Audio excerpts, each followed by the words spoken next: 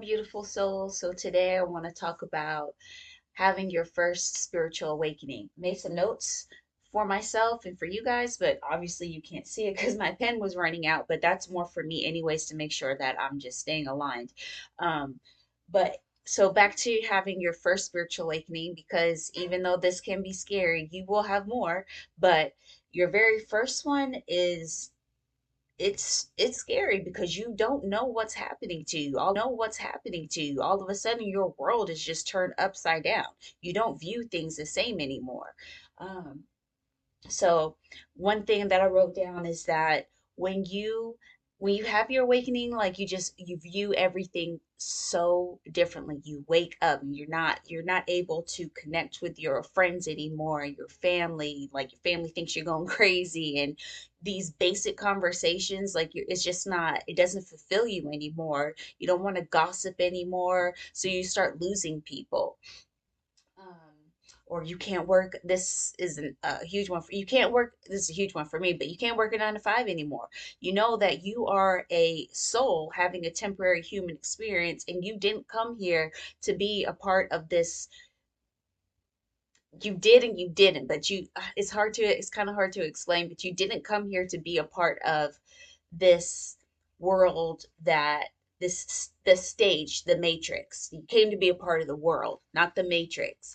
And you didn't come here to be a slave and work a 9 to 5 and let somebody else tell you when you're going to eat, how you got to come, what time you got to be to work, what time you can go home, how much time you get to spend with your family, and the commute to and from work, and having somebody above you tell you what to do. Like, last time I checked, I'm my own person. I can do what I want. Like, why are you telling me what you yeah. um so and then oh goodness, my pen was running out. Oh, I put no, yeah, no more basic conversations. That's just a few of them. And then I'll go ahead, and I just want to be able to relate to you guys on one thing when it comes to working a 9 to 5. Like when I was working at my old job, I always felt like you have to have integrity and be just a good person.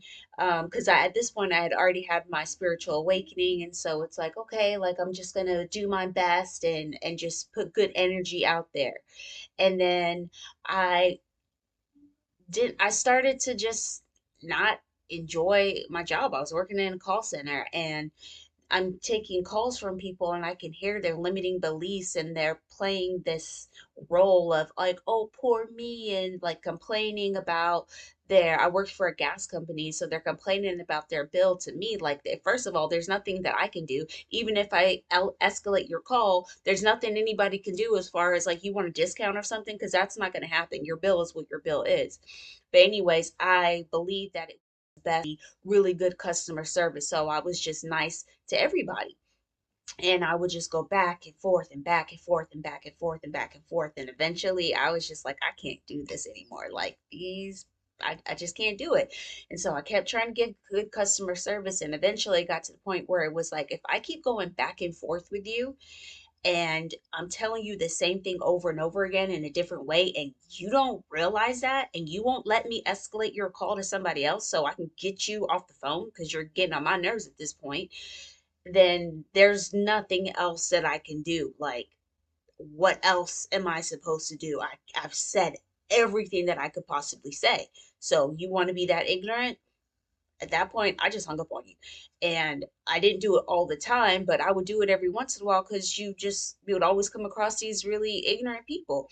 And then eventually, one of those your calls will get pulled every once in a while, and one of those calls got pulled. And then my supervisor, who I had a good relationship with, and I still think is a good person, but me having the consciousness that I had, she was like, oh, I'm so disappointed in you. And I'm like, the fuck? Like, what do you mean? Like I at that point I was just like, I'm just so over this. You mean you're disappointed in me? Like, an amazing person. Did you not hear that conversation? Did you not hear me go back and forth and say everything I could possibly say? And this person does not want to have their call transferred to a supervisor, which they really aren't supervisors.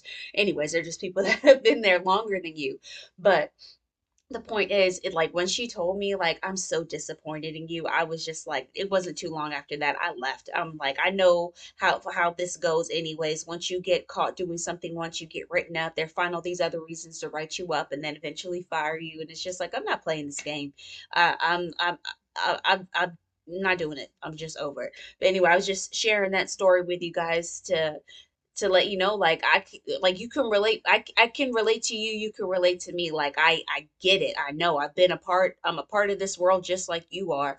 And yeah, I just wanted to put something out there, and I can go more in depth in another video, but I just wanted to put this one out there to say like it's okay. Like this is just a part of you waking up. Like you're looking around like, like this is what's really going on, and it can be lonely because you're usually the only one that's having these realizations, and then you got everybody else looking at you like you're the one that's crazy, and you're like, my consciousness is so much higher. I'm not crazy. And then you're trying to deal with other people and that don't have the same consciousness as you, and it can be tough sometimes, but you're not alone.